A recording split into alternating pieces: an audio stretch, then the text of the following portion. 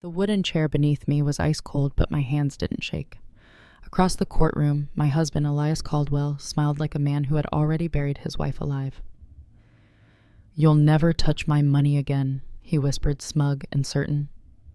Behind him sat his mistress Kendra and his mother, both wearing victory on their faces. They thought this was my funeral. But what they didn't know was that the letter in the judge's hands wasn't a plea, it was a death warrant for Elias's perfect life. Before I continue, tell me where you're watching from. And hit like and subscribe if you've ever been betrayed by someone who swore to love you forever. Because what I'm about to tell you isn't just a divorce story. It's the story of how a quiet housewife, someone everyone dismissed as weak, turned the courtroom into a battlefield and her husband's own crimes into his downfall. My name is Serena Caldwell, and for 8 years I lived in a mansion that never felt like mine. Every wall was white and perfect. Every corner smelled like Elias's cologne and my own silence. People thought I had everything, a rich husband, a beautiful home, a life without worry. But they didn't see how my life had shrunk, inch by inch, until it fit inside his wallet.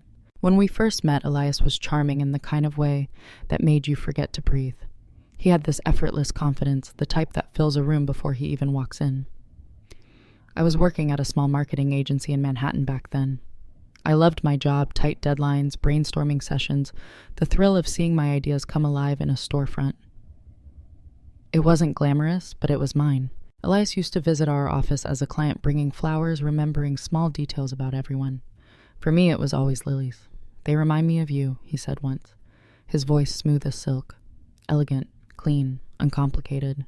I didn't realize then that uncomplicated was exactly what he wanted in a wife. When we got married, I thought I had stepped into a fairy tale.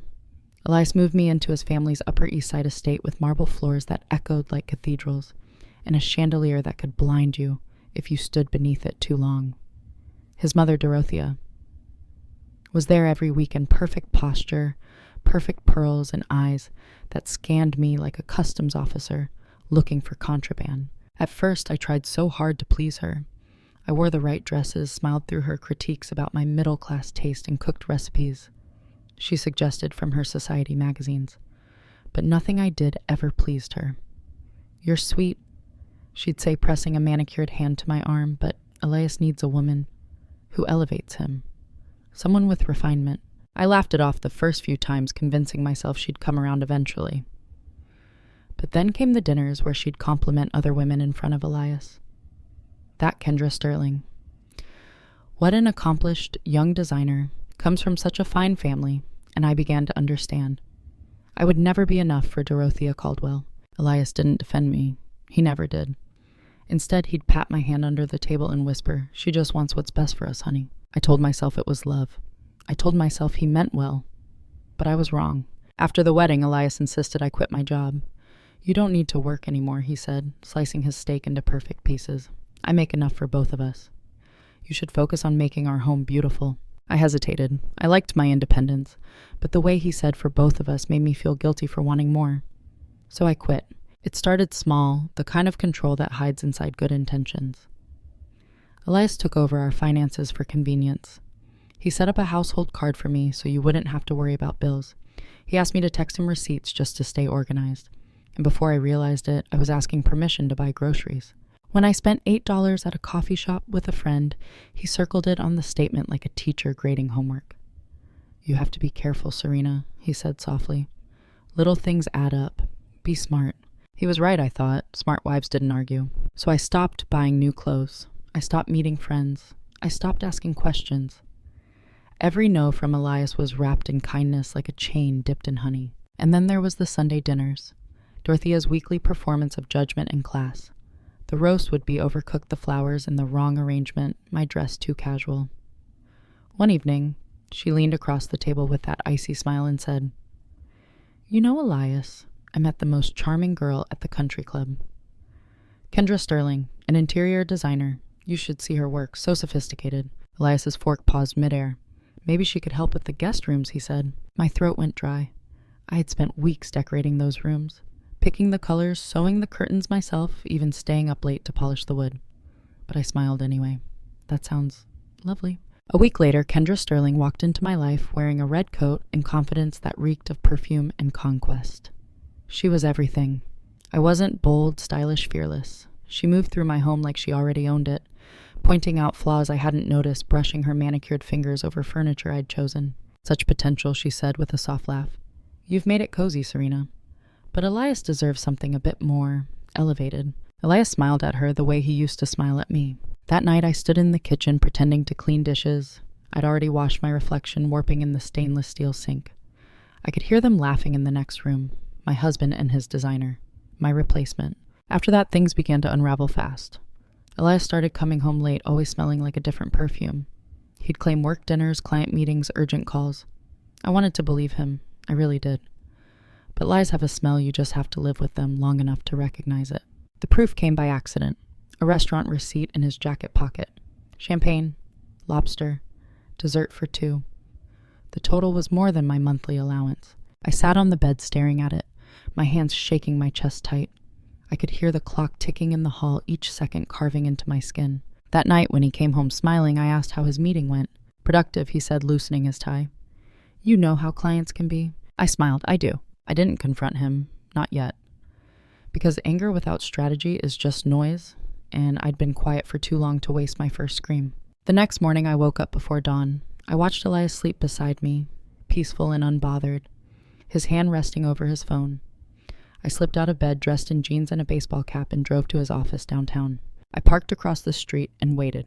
My heart was beating so hard it hurt. Around 11, Elias appeared laughing with Kendra beside him. She wore that same red coat. They got into his car, her hand brushing his arm like she owned it. They drove to the Caldwell Refuge, the same restaurant where he'd once told me we couldn't afford to eat anymore. Through the window, I watched him pull out her chair, touch her face, kiss her hand. I didn't cry. I just stared, memorizing everything. By the time they finished lunch, I knew this wasn't just an affair. It was a replacement plan, complete with approval from his mother and a script I wasn't meant to survive. I drove home, my stomach hollow. When Elias came back that night, he kissed me on the forehead and said, You seem tired. Maybe take a nap tomorrow. Don't worry so much. That was the moment I realized he didn't see me as a person anymore. I was background noise in his perfect life, but he'd forgotten something crucial. Even background noise can start an earthquake. I didn't know it then, but everything was about to change. 2 days after that lunch, I stopped pretending to be asleep when Elias left the house. I waited until his car disappeared from the driveway, then went straight to his home office. The door was locked as always. He thought he was clever, hiding the key under the lamp on his desk. I had seen him do it months before. When the lock clicked open, my heart pounded so hard it felt like a drum in my throat. The room smelled like his cologne, clean, metallic, and sharp. Sunlight slanted through the blinds, striping the floor like prison bars. I started with the drawers, neatly labeled folders, contracts, clients, invoices. At first it all looked legitimate until I found a thin folder at the bottom, marked personal accounts. Inside were bank statements from accounts I had never seen, numbers that made my stomach twist. 6-figure deposits from shell companies with meaningless names. Transfers between accounts every few days. Cash withdrawals that could have bought houses. He had told me I didn't need my own savings, that he would take care of me. Turns out he was taking care of everyone but me. I took photos of everything page after page, my phone trembling in my hand. Then I found another file labeled Caldwell Holdings, LLC. I'd heard him mention that name once when he thought I wasn't listening. He said it belonged to a client, but the document said otherwise. The company was his, and through it, he owned multiple properties across the city. Each one had been bought by one company and sold to another, both linked to him. Money in, money out, squeaky clean on paper. Except now I had the paper. At the very back of the drawer was a folder titled Asset Protection Strategy. It was full of letters from lawyers talking about offshore accounts and tax havens. I didn't understand all the legal terms, but I understood one thing: Elias was hiding money. A lot of it. I heard a car door slam outside and nearly dropped the folder. My pulse jumped. I shoved everything back exactly where I'd found it, locked the office, and barely made it to the kitchen before Elias walked in. He smiled, kissed my cheek, and said, "You look pale. Everything okay?" I handed him a sandwich, just tired. He didn't notice the way my hands shook. That night I lay awake staring at the ceiling. I kept seeing the folder's title glowing in my mind. Asset Protection Strategy. Protection for him, not me. By morning, my fear had hardened into focus. I called an old friend, Chloe Hayes. We hadn't spoken in years. Not since I'd quit my job and slipped into Elias's gilded cage. But she had been an accountant even back then, and I trusted her. "Serena," she said when she answered. "Wow, it's been forever. How are you?" "I need your help," I whispered, "and I need you not to tell anyone." We met that afternoon at a quiet coffee shop far from Midtown, the kind of place with cracked leather seats and a jukebox that still played Sinatra. I brought my phone every photo I'd taken. Chloe scrolled through the images, her brow furrowing deeper with each page. "Where did you get these?" "They're Elias's business files." She looked up alarmed. "Serena, some of these transactions, this looks like money laundering." I blinked. "Money laundering? Like crime shows?" She nodded grimly. "Yes. He's running dirty money through real estate. See these deposits? No legitimate business moves cash like this. If the wrong people find out, you could be in danger." The room tilted slightly. "What should I do?" She hesitated, then scribbled a name and number on a napkin. "Detective Major, White Collar Crimes Unit. Tell him I sent you. But be careful. If Elias even suspects you've seen this, he won't think twice about silencing you." The word silencing stuck to my skin like cold sweat. That night, Elias came home humming. He had that glow he always wore after being with Kendra. "We should book a trip soon," he said, tossing his keys on the counter. "Maybe the Maldives." I smiled faintly. "That sounds lovely." He kissed me goodnight. I waited until his breathing slowed before slipping out of bed and staring at him in the dark. The man who once said he loved me had become a stranger, and now that stranger was a criminal. The next morning I drove to the precinct. Detective Major was nothing like I expected. Mid-40s, gray hair at the temples, a patient kind of calm. He spread my photos across his desk like pieces of a puzzle. "This is solid," he said.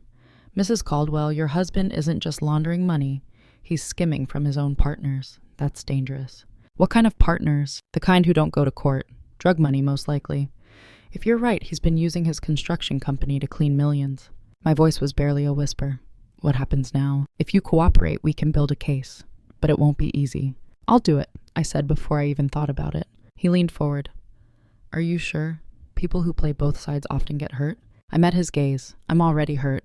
3 days later, I sat across from him again, this time with Assistant District Attorney Ada Solar. Together, they laid out a deal. I would become a confidential informant. I'd help gather evidence. In return, I'd get immunity protection and the right to keep assets tied to Elias's legitimate earnings. It was the first real power I'd held in years. They trained me quickly. How to hide a recorder in a button. How to plant a micro camera without notice.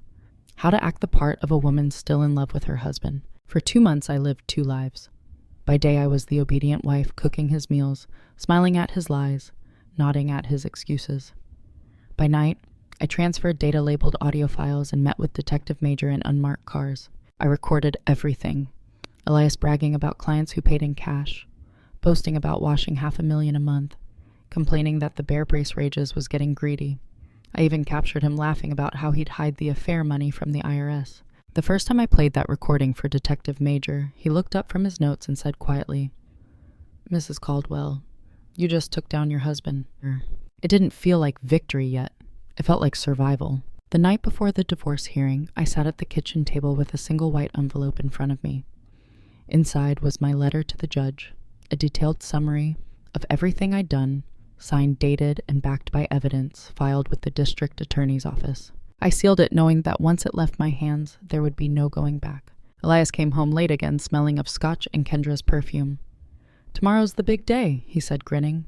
"After that, you can stop pretending." He meant pretending to be his wife. I smiled. Funny, I was thinking the same thing. He laughed, poured himself a drink, and went upstairs. I stayed at the table watching the envelope in the dim kitchen light. Tomorrow everything would change.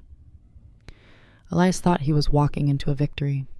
He didn't know he was walking into his own arrest warrant. And as I turned off the lights that night, I whispered into the dark, "You taught me that knowledge is power, Elias.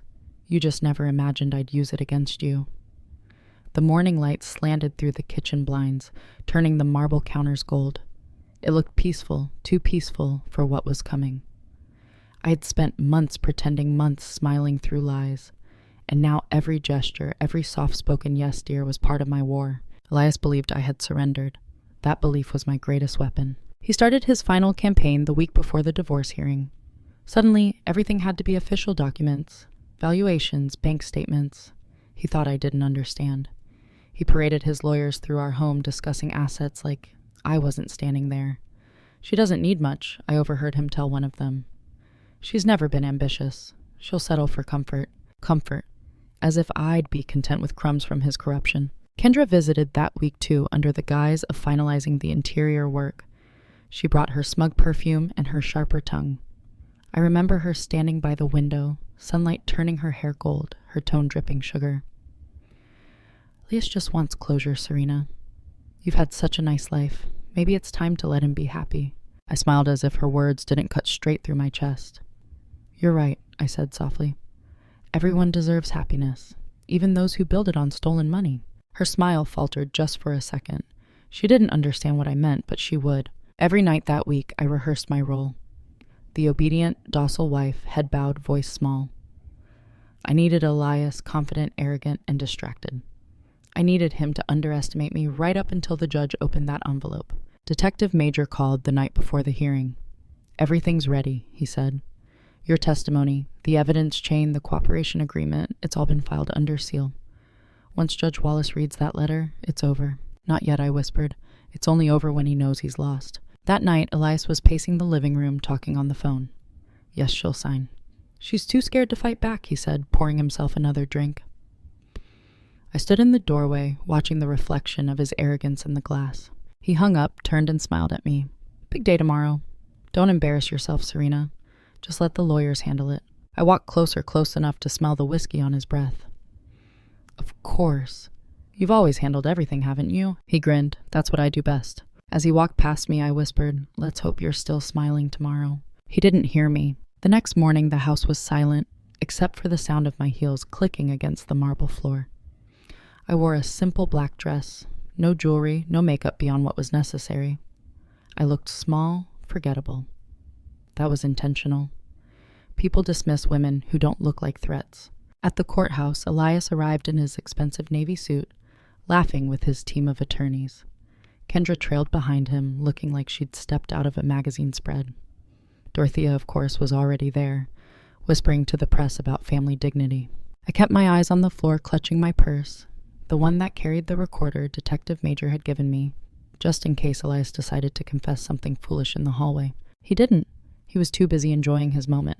Inside the courtroom, Elias's lead lawyer strutted through opening statements, like it was theater. Mrs. Caldwell has lived a privileged life, he said. She contributed nothing financially, holds no education beyond high school, and seeks an excessive share of Mr. Caldwell's earnings. I wanted to laugh. High school, I had a degree in marketing, one Elias had convinced me to bury under domestic silence. They brought out charts, spreadsheets, witnesses, all rehearsed lies. Dorothea took the stand, talking about how I never tried to fit in, how Elias had done his best to elevate me. I watched her pearls tremble slightly as she spoke the only sign of fear she'd ever shown. Kendra sat in the gallery, her lips curved into a delicate smile, watching the woman she'd helped destroy take her final bow. My lawyer, Mr. Rohr, looked uneasy. He didn't know what I'd done. Only Detective Major and 8A Solar did. They'd instructed me to keep it that way to protect the chain of custody, to keep the shock intact. So when my lawyer stammered through weak objections, I stayed silent. Every insult, every lie, every calculated humiliation, I absorbed it, because this was their last performance, and mine was still to come. By midday, Elias's lawyers had shredded what was left of my image. When the judge called for recess, I excused myself to the restroom. Inside the empty stall, I finally allowed myself one deep shaking breath. In the mirror, I looked pale but steady. My reflection didn't belong to a broken woman. It belonged to someone who'd been reforged in silence and fire. I whispered to the mirror, let them finish their show. The curtain's about to fall. When I walked back into that courtroom, Elias caught my eye and smirked. He thought it was pity. It wasn't. It was goodbye. Tomorrow, when Judge Wallace read that letter, he would finally understand who I really was. But first he needed one last chance to believe he had already won. The courtroom smelled faintly of coffee and tension when we reconvened after recess. Elias's lawyers were grinning. They thought I was defeated. I sat down quietly, folding my hands in my lap. I'd learned that silence unnerves powerful men. They mistake it for weakness right before it swallows them whole. Judge Wallace, a sharp-eyed woman in her 50s, adjusted her glasses. Mrs. Caldwell, she said, you've remained unusually calm through this process. Do you have anything you'd like to say before we proceed to closing statements? Elias's lawyer leaned forward, clearly hoping I'd decline. I smiled faintly. Not at the moment, Your Honor. He relaxed, thinking I'd just sealed my own coffin. Elias smirked from his seat beside him, whispering something to his mother. I could guess the words, "She'll crumble soon." What they didn't know was that my words were already written, sealed in the envelope. Judge Wallace would open at the end of the hearing. The afternoon dragged on. They dissected my life like vultures. Elias's financial expert described me as economically dependent. Dorothea added that I never understood the pressures of success. Kendra, sitting in the back row, pretended to dab tears from her eyes. It would have been laughable if it hadn't been so vile. When my turn finally came, my lawyer called me to the stand. My palms were cold, but my heartbeat was steady. "Mrs. Caldwell," he began, "how would you describe your marriage?" I took a breath. Quiet. Quiet. Yes, I said, meeting Elias's eyes, because silence was expected of me. I let that hang in the air just long enough to make him shift in his seat. My lawyer asked about finances, about control. I answered carefully, never lying, but never revealing too much. I wasn't allowed my own account, I said softly. He said it would make me feel safe. I suppose he was right. Safety looks a lot like captivity when you don't know you're in a cage. There was a faint murmur in the gallery. Even the judge's pen paused. Elias leaned toward his attorney, whispering furiously. When the questioning ended, I returned to my seat. Elias's team immediately called for dismissal of emotional testimony irrelevant to financial proceedings. Judge Wallace raised an eyebrow. "Denied," she said curtly. "I find Mrs. Caldwell's remarks very relevant." Elias clenched his jaw. I saw the vein at his temple twitch. By 4 p.m., the courtroom felt like a pressure cooker. Every fake smile was cracking. Elias's arrogance had shifted to irritation, then to rage. When he took the stand to clarify the financial structure of his companies, he overplayed his hand. He spoke too much. "I built everything myself," he said, voice sharp. "Every account, every transfer, every shell company. Serena had nothing to do with it." There it was, the confession gift wrapped. His lawyer tried to interrupt, but Elias pushed on his ego too swollen to stop. "You think she could even spell LLC?" "Please." She was lucky I let her keep her jewelry. A low gasp spread through the room. Even Dorothea's face faltered. Judge Wallace frowned. "Mr. Caldwell, I'd advise you to control your tone." Elias straightened, realizing too late what he'd revealed. His attorney muttered something under his breath. I didn't move. I didn't smile. I simply watched him unravel thread by thread. When the judge announced, "We'll reconvene tomorrow for the final ruling," Elias exhaled like a man certain of victory. He turned to me as we stood. "Guess you'll finally be free, huh? You should thank me." I looked up at him, my expression unreadable. "I already have." He frowned. "What's that supposed to mean?" "You'll see." He laughed, shaking his head. Always the mystery. He brushed past me, his cologne trailing behind like arrogance made visible. That night back at the house, he was almost kind. He poured 2 glasses of wine, saying, "No hard feelings after tomorrow, right?" I held my glass, but didn't drink. "Of course not. I just hope you sleep well." He grinned. "I always do." But I didn't sleep at all. I lay awake, listening to the wind rattle the windows, the city murmuring below my mind, a storm of calm precision. By dawn, I was ready. I placed the final sealed envelope in my purse, the one labeled for Judge Wallace. Inside it was everything: transcripts, recordings, offshore documents, and a signed letter confirming my cooperation with the district attorney's office. At exactly 7:45 a.m., Detective Major texted one line, "We're in position. Once she opens it, it's go time." I stared out the window at the pale Manhattan skyline. For the first time in years, I felt free. Not safe, not happy, but free. Elias had built his empire on secrets. He was about to learn what happened when a woman he dismissed as uncomplicated learned to weaponize the truth. Tomorrow his world would burn, and I wouldn't have to lift a finger, just watch it collapse under the weight of his own lies. The courtroom was colder that morning. Maybe it was just me, or maybe the air itself sensed what was coming.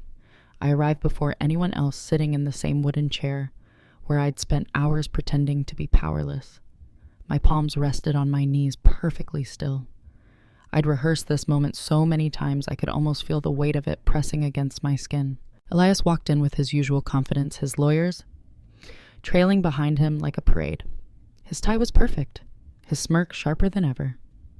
"Morning, sweetheart," he said as he passed. "Let's try to keep this civil." "Of course," I murmured. "Civility is important before an execution." He didn't hear me. Behind him, Kendra entered, dressed in a crisp blue suit that screamed money and self-importance.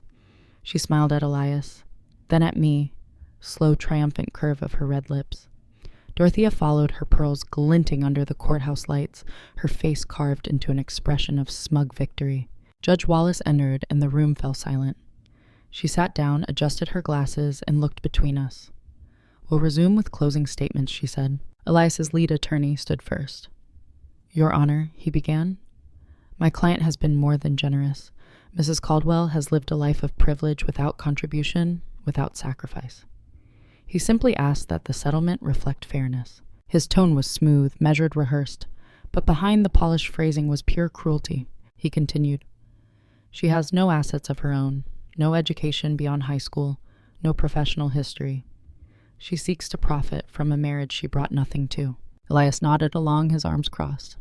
He didn't even look at me because in his mind I no longer existed as a person, just a detail in a transaction he was closing out. When the lawyer sat down, Elias leaned toward him and whispered something that made them both laugh. I didn't flinch. I didn't move. I'd waited too long for this moment to waste it on emotion.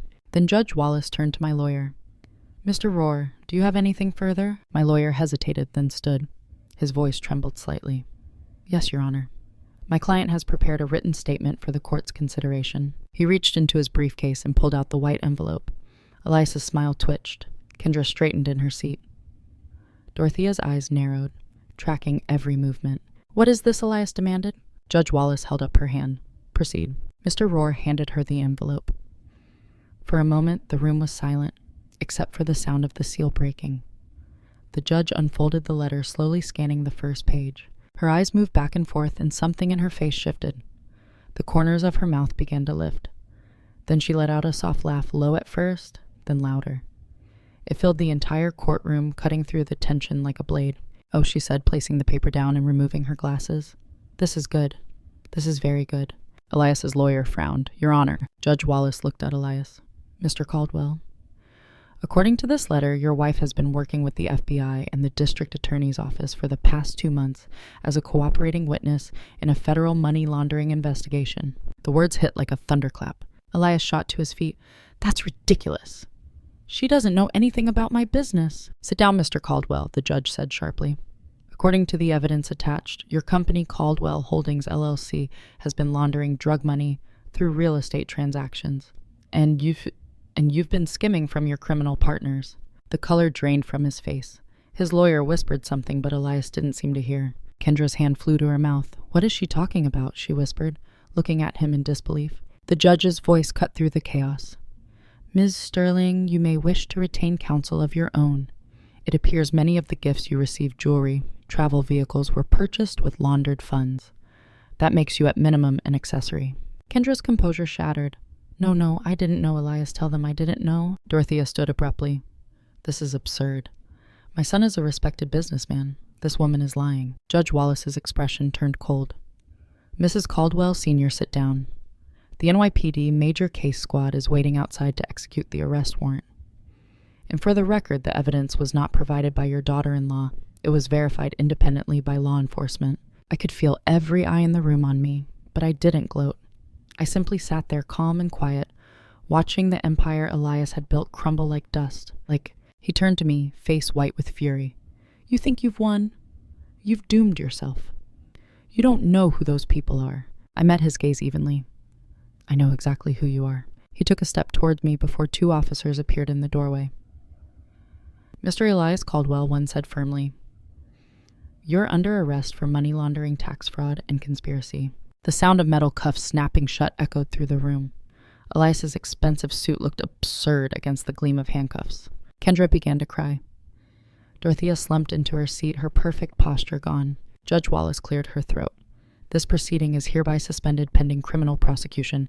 Mrs. Serena Caldwell, as a cooperating witness, you will retain all verified legitimate assets. The remainder will be seized." Elias struggled as they led him away. "You'll regret this, Serena." I stood as the officers escorted him past. I already did for 8 years. He stopped just long enough to look back at me, rage, disbelief, and something like fear flickering in his eyes. Then he was gone. The room was silent again, except for the clicking of the judge's pen and Kendra's muffled sobs. I turned, gathered my purse, and walked out. The November wind hit me like a baptism. Cold, clean, alive. Outside the courthouse, the world kept moving. Horns blaring, people rushing by, unaware that one woman had just turned her own trial into a takedown. I took a deep breath and felt the first hint of freedom bloom in my chest. Elias had always said knowledge was power. He just never imagined I'd use mine to destroy him. And as I stepped into the sunlight, I smiled not the polite smile he'd trained me to wear, but the real one. The kind that comes when you finally stop being afraid. I didn't go home right away. The mansion on the Upper East Side wasn't mine anymore. It had never really been. Every inch of that place smelled like Elias, like control disguised as comfort. So instead I walked. Down Fifth Avenue past glass storefronts reflecting the morning light, past people who would never know that behind one courthouse door, a man's empire had collapsed. My phone buzzed. It was Detective Major. "It's done. Caldwell's in custody. Federal charges will follow within the week. You did good, Mrs. Caldwell." I stared at the message for a long time. Then I typed back, "No, detective. I just told the truth." But the truth is never that simple. The truth cuts both ways. By the time I reached the small apartment the state had arranged for me, a temporary safe house, I felt the exhaustion sink into my bones. I kicked off my heels, sat on the couch, and stared at the folder the ADA had handed me that morning. It contained the full cooperation agreement, immunity, asset protection, and a percentage of the seized funds as a reward. 40% of what had once been Elias's empire. For the first time in years, my name was on the deed, my own name. Serena Caldwell, soon to be Serena something else. I opened the window and let the cold air fill the room. Somewhere out there, Kendra was probably hiring lawyers. Dorothea was hiding from the press, and Elias was sitting in a holding cell, replaying every moment, trying to figure out where I'd beaten him. He'd never understand. It wasn't the FBI or the documents or even the recordings that destroyed him. It was me, the woman he taught to be silent, the woman who learned to weaponize silence. And yet, deep down a whisper of unease crept in. Because when Detective Major had mentioned the name Brace the Bear Rages, I saw something flicker in his eyes, respect and fear. Elias had been laundering money for men who didn't forgive betrayal. If Elias talked, if he gave them my name, I closed the window. The air outside suddenly felt less like freedom and more like a warning. I wasn't naive anymore. Revenge never ends neatly, it leaves embers glowing in the dark. But as I stood there looking out over the city that had once swallowed me whole, I knew one thing for sure: I'd never be the victim again. And if the ghosts Elias left behind ever came looking for me, they'd find I'd learned a thing or two about survival. If you've ever had to rebuild yourself after someone tried to break you, this story is for you. People like Elias think they hold all the power until the truth walks in wearing a calm smile. Tell me where you're watching from, and don't forget to like and subscribe if you've ever had to fight for your own freedom. Because trust me, this isn't the end. The past has a way of finding you even when you think you've escaped. And when it does, you'll see just how far I'm willing to go to protect what's mine.